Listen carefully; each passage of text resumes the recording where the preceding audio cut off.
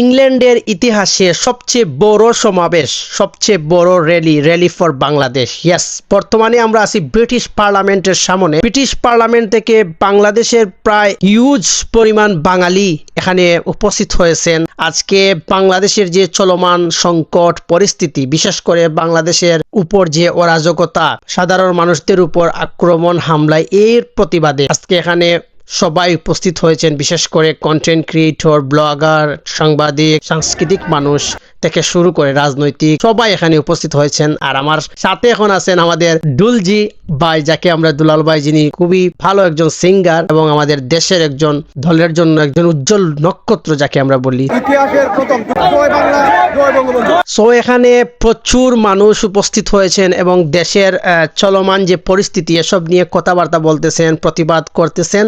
And আমি এখানে আসছি প্রায় সেই সাউথহ্যাম্পটন থেকে অলমোস্ট 3 ঘন্টার জার্নির শেষে।